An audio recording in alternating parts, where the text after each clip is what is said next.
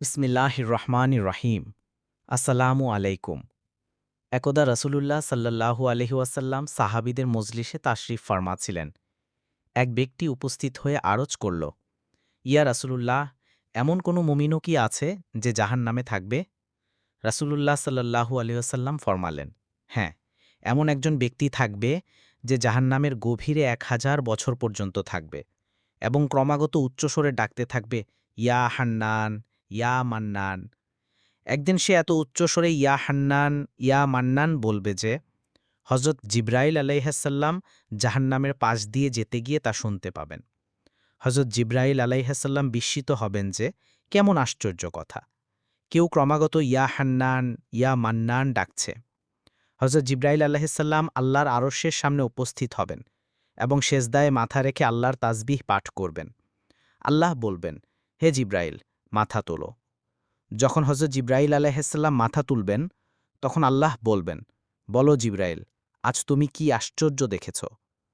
হজরত জিব্রাইল আলাইহিসসালাম আরজ করবেন, হে আমাদের রব, আমি জাহান্নাম থেকে একটি শব্দ শুনেছি, যা গভীর খাত থেকে আসছিল। কেউ ডাকছিল, ইয়া হান্নান, ইয়া মান্নান। আল্লাহ বলবেন, হে জিব্রাইল, জাহান্নামের দারোগা মালিকের কাছে যাও এবং তাকে বলো যে, যে বান্দা ইয়া হান্নান, ইয়া মান্নান বলে ডাকছে, তাকে জাহান্নাম থেকে বের করে তোমার হাতে তুলে দিতে এবং তারপর তাকে আমার কাছে নিয়ে আসতে। হজরত জিব্রাইল আলাইহিসসালাম জাহান্নামের দরজার কাছে যাবেন এবং দরজায় টোকা দেবেন। হজরত মালিক বাইরে আসবেন। হজরত জিব্রাইল আলাইহিসসালাম তাকে আল্লাহ পাকের হুকুম শোনাবেন। হুকুম শুনে হজরত মালিক আলাইহিসসালাম জাহান্নামের ভেতরে যাবেন। আমাদের প্রিয় আকা সাল্লাল্লাহু আলাইহিসসালাম ফরমান, যেমন মা তার সন্তানদের চেনে, হজরত মালিক তেমন জাহান্নামকে চেনেন। এর পরেও তিনি ইয়া হান্নান, ইয়া মান্নান বলার ব্যক্তিকে খুঁজে পাবেন না। তিনি বাইরে এসে হজরত জিব্রাইল আলাইহিসসালামকে আরজ করবেন, হে জিব্রাইল আলাইহিসসালাম, জাহান্নাম গভীর শ্বাস নিয়েছে, তাই পাথর, লোহা এবং মানুষের মধ্যে কোনো পার্থক্য বোঝা যাচ্ছে না। সবাই পুড়ে কয়লা হয়ে গেছে, কোনো কিছুরই পরিচয় বোঝা যাচ্ছে না। আল্লাহ পাক ফরমান, হে জিব্রাইল, মালিককে বলো আমার বান্দা জাহান্নামের অমুক খাদে অমুক কোণে এভাবে পড়ে আছে। হজরত জিব্রাইল আলাইহিসসালাম জাহান্নামের দরজার কাছে যাবেন এবং হজরত মালিককে ইয়া হান্নান, ইয়া মান্নান ডাকার ব্যক্তির ঠিকানা বলবেন। হজরত মালিক জাহান্নামের ভেতরে যাবেন এবং দেখবেন একজন ব্যক্তি রয়েছে, যার পা তার কপালে এবং হাত গলার সাথে বাঁধা। জাহান্নামের সাপ বিচ্ছু তার সাথে জড়িয়ে আছে।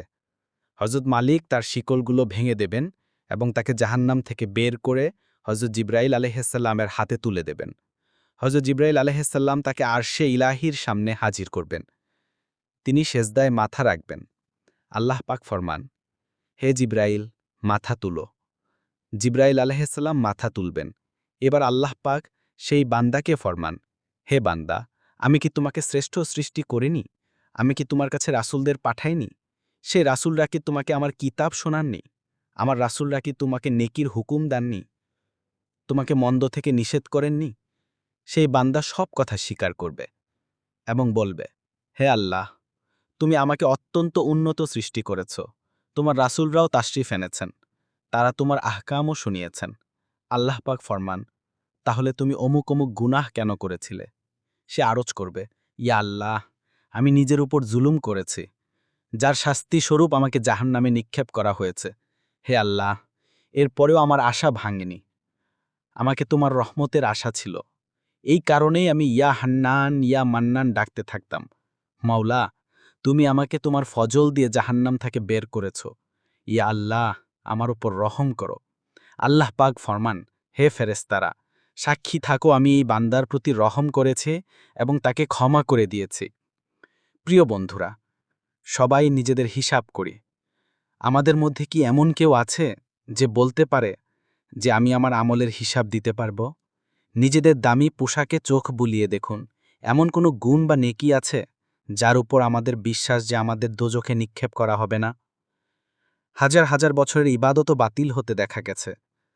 তাই শুধু আল্লাহর কাছে দোয়া করি, হে আল্লাহ, আমরা জানি যে যদি আমাদের আমলের কঠোর হিসাব নেওয়া হয়, তাহলে নিশ্চিতভাবে আমরা বাঁচতে পারব না। আমরা অত্যন্ত গুনাহগার।